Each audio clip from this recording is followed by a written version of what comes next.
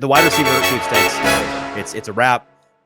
This is not like I'm claiming I'm first on it, because a handful of folks I think have come to this conclusion as well, because it's pretty evident out there. But there are a number of folks that are still going to talk about this like it's a competition between now and roster cutdown day. I'm here to tell you it's not. As of 4:39 p.m. on August 15th, this Thursday, it's a wrap. The Titans are keeping 6 receivers, and their names are DeAndre Hopkins, Calvin Ridley, Tyler Boyd, Traylon Burks, Nick Westbrook-Akine, and Jha'Quan Jackson. That's the list. Those are the guys making the team. Condolences to Kearis Jackson and Kyle Phillips and Mason Kinsey and Sam Schnee and Bryce Oliver, all the guys. I think that's the entire wide receiver room I just named. All of those folks, I apologize. Jha'Quan Jackson's the dude. It's not necessarily any of your doing. Just Jha'Quan got drafted, and he has impressed, and he does enough things to make this team. And that's exciting. I think Titans fans should be cautiously optimistic about their 6th round draft pick, who JT, you and I and Zach and Stoney, the day of in the moment when that pick was made, we kind of panned it as a, what? There were other receivers on the board right here you could have taken, and you go with this guy who we've not really heard of. He is proving us wrong every day out there at practice, in these practice situation, the team drills, in the preseason games. He's making us look foolish, and I think that is awesome. Let's break this down a little bit. Is he a lock? I would say there's he could in the next 2 weeks lose his spot. It would take him truly playing out of character for the next 2 weeks straight and or getting hurt. But as of right this minute, it is no question he's the 6th guy in, and it is because he is going to be both a useful asset, genuinely useful, not in many snaps in the game. I really couldn't get that one out, could I? Not like for a lot of the game. He's not going to be playing a ton of snaps at wide receiver out there, but I think he will be getting game day looks and like a designed target or two on the offense. And then as a returner, he's going to be your dude. Like that versatility, both the way that he can be deployed as an F in multiple different positions on the field offensively in their scheme, and the fact that he's a returner par excellence, or I think that he can be a returner par excellence, to be fair. That's going to win him the spot.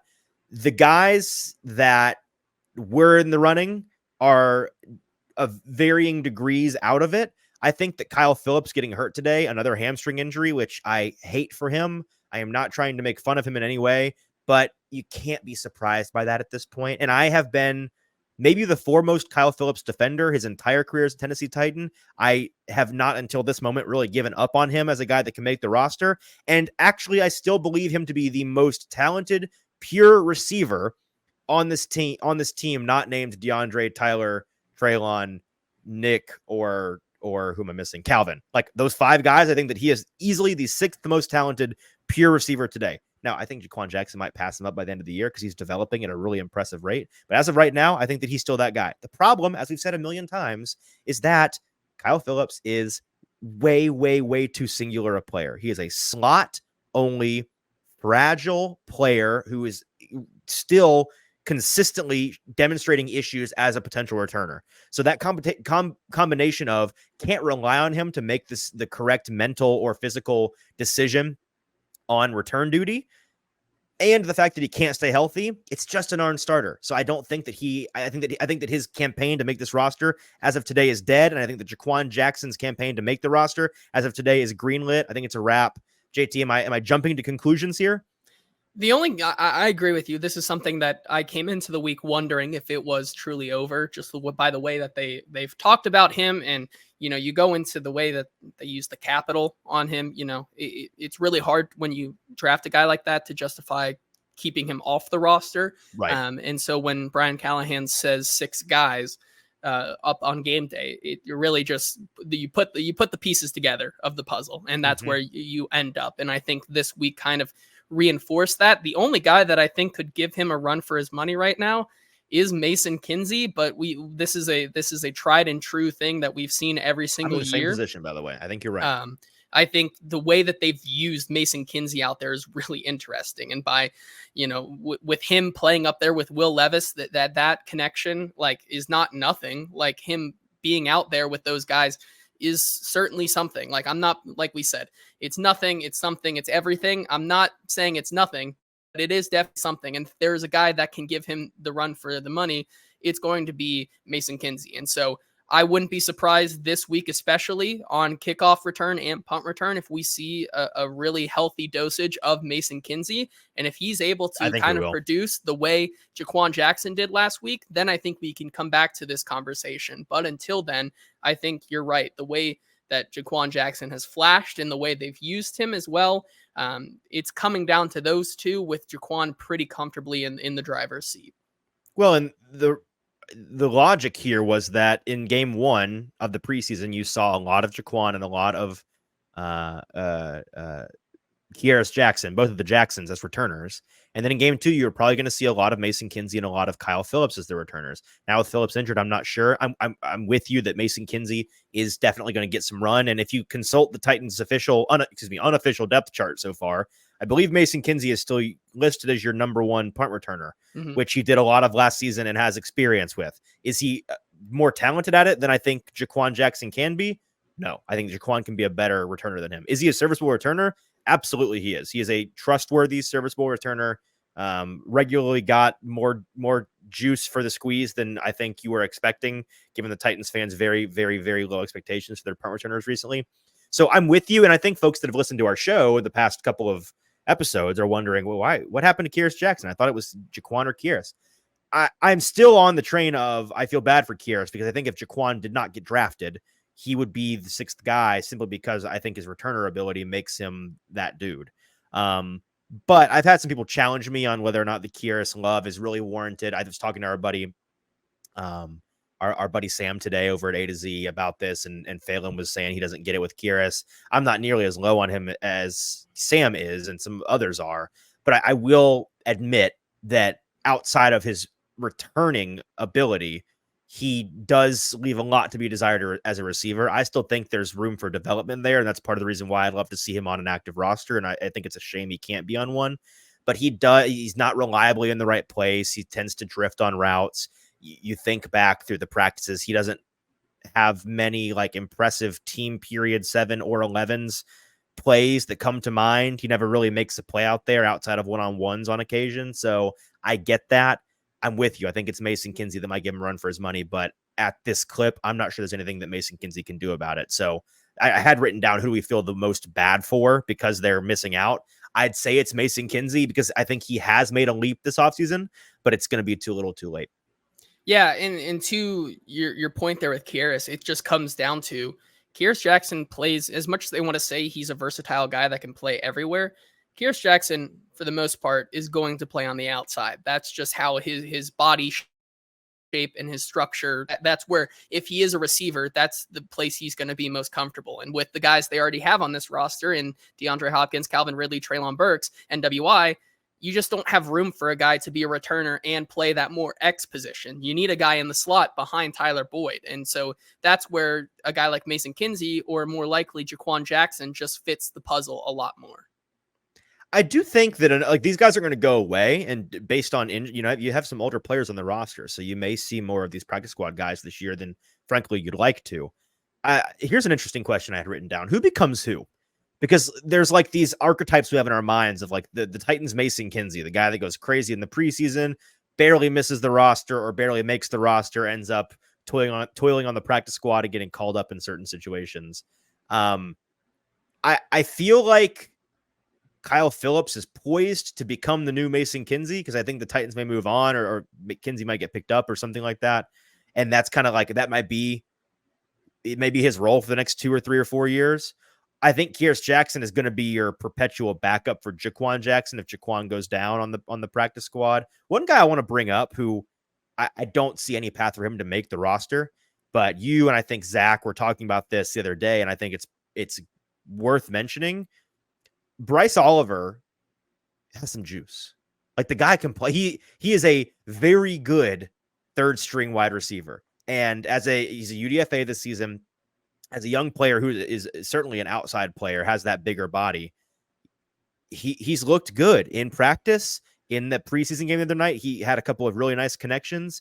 I think he's a more refined route runner than I would have ever expected from a guy like him. His route pacing is advanced. He uses his size well.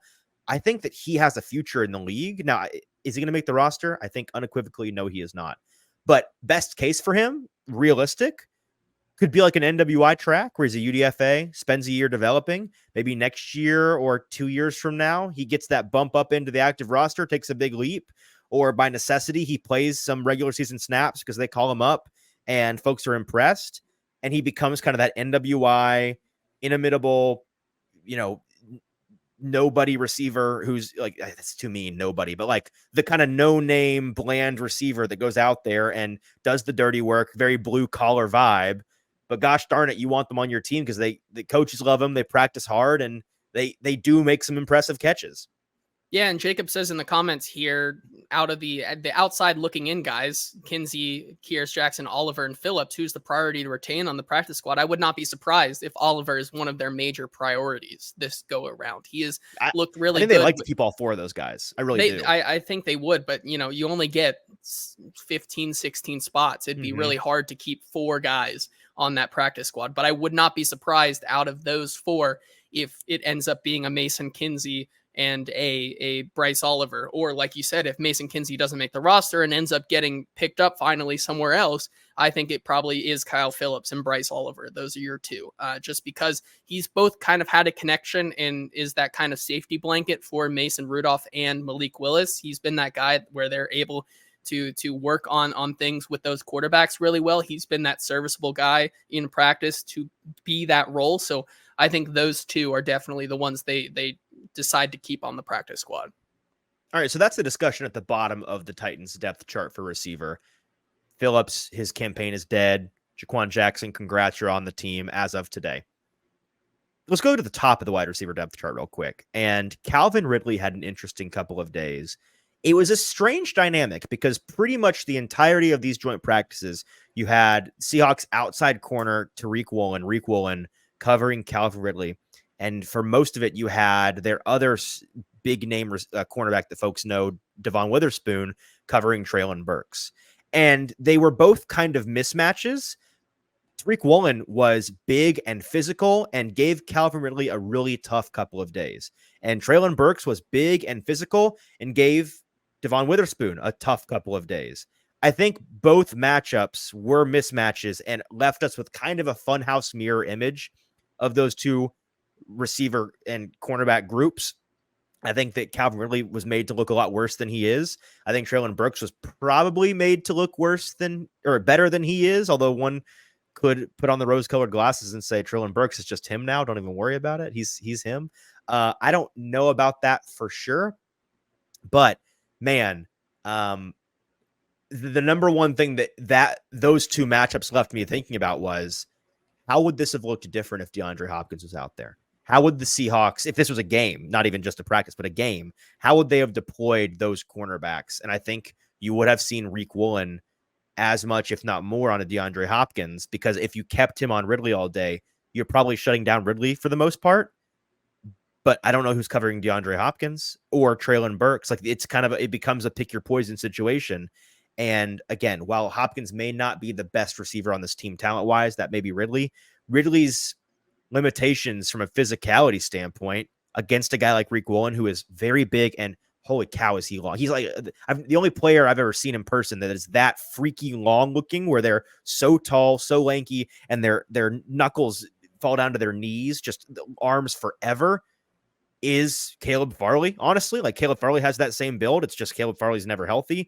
So Tariq Woolen's kind of like a Caleb Farley build on a big, healthy, talented, confident DB. And it is a scary, scary situation going up against him. But JT, what did you make of the couple of days that Ridley had against Tariq Woolen?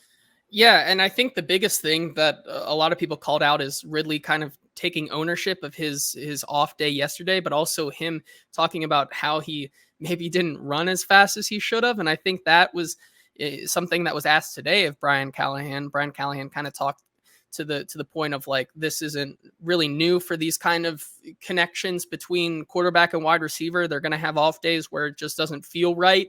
And I think that was one of them yesterday for Calvin Ridley. He kind of mentioned the Jamar Chase saga, where people were talking about how Jamar Chase, he can't catch. And then he ended up going crazy that first year. But Calvin Ridley definitely had a tough week. And I don't mean that it is an indictment on Calvin Ridley, just more so he finally, we're seeing our expectations, much like the JC Latham discussion, should kind of maybe be tempered, and we should pump the brakes, because we were talking about Calvin Ridley going up against Gabe Jeudy-Lawley and, a Trey Avery, and now he goes up against a former Pro Bowler and who could be a star this year as well, Reek Woolen, and you see the difference right there. And, Calvin Ridley, I think today got back a little bit at Reek Woolen. He had some success there today, but not a whole lot. And so I think some, yeah.